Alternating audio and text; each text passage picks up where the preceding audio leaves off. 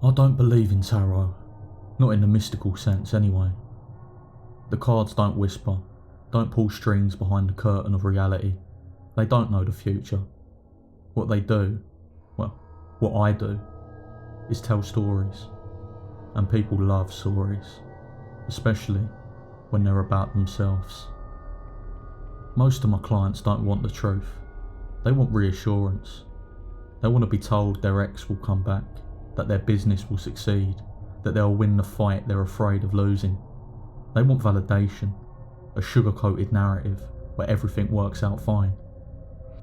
And I give it to them, not because I'm a fraud, but because it's what they need to hear.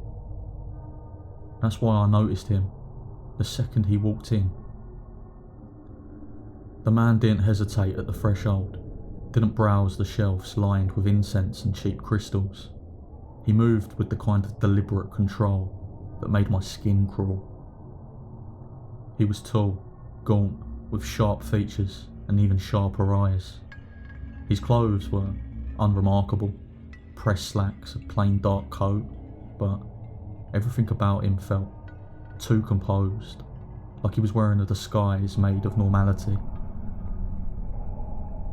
He sat down across from me without a word, folding his hands neatly on the table. I waited for the usual: love, money, success. But he just tilted his head slightly, watching me the way a bird watches an insect, and said, "I'd like to know about the end of the world." The request sent a strange shiver through me, not just because of the words, but because of how he said them. He wasn't asking out of curiosity, or fear, or desperation. There was no urgency in his voice. It was like he already knew.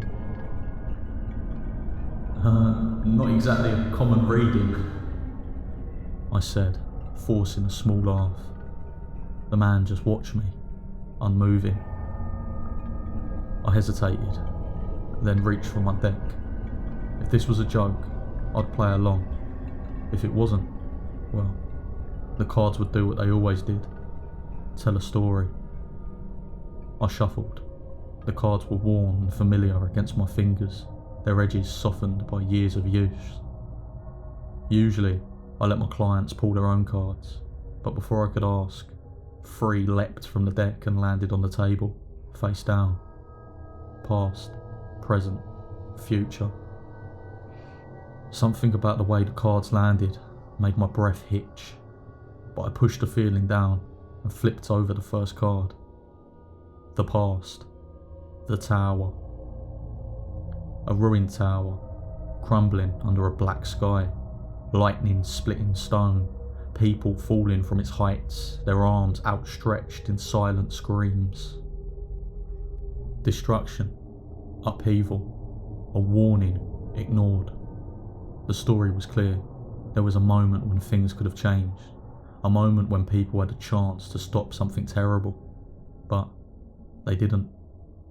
Whether out of fear, selfishness, or simple indifference, they let the opportunity slip away, and now we were living in the fallout.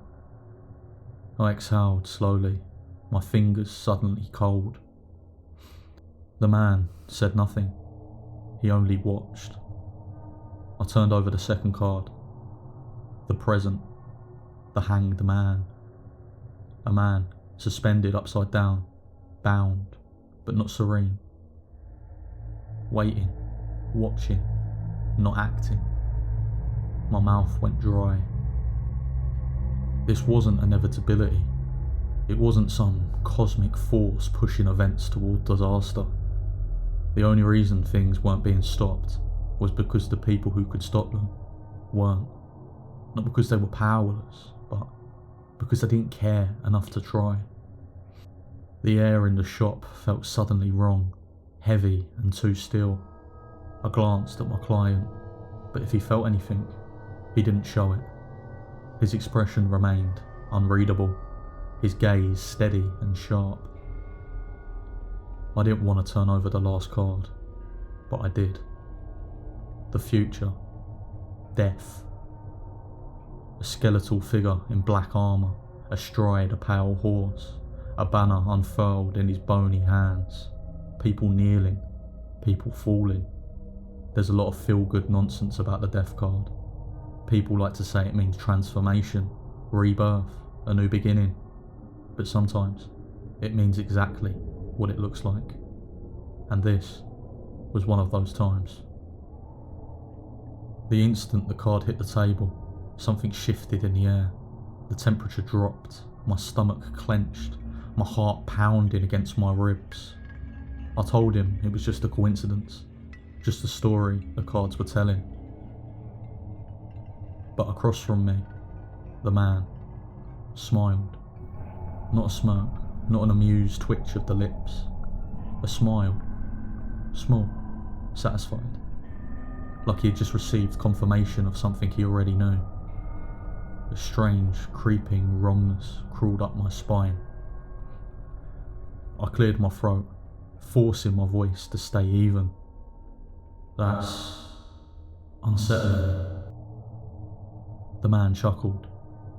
It's good to have confirmation. That was enough. I didn't want him here anymore. I didn't want the cards in front of me. I didn't want to know what the hell he'd been looking for in that reading. I'm ending the session early, I said, sweeping the cards back into the deck. No charge. He didn't argue. He stood smoothly, reached into his coat, and placed a few crisp bills on the table. Too much.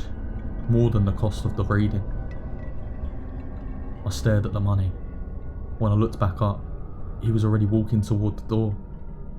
But, just before stepping outside, he paused, turned, and with that same unreadable smile, he met my gaze and said, "See you around."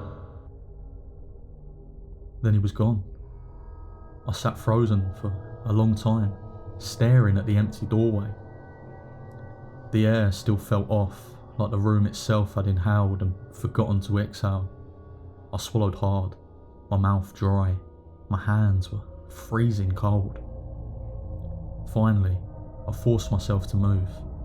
I reached for my deck, ready to put it away, but hesitated. The death card was still on the table. I turned it over, face down, and pushed the deck aside.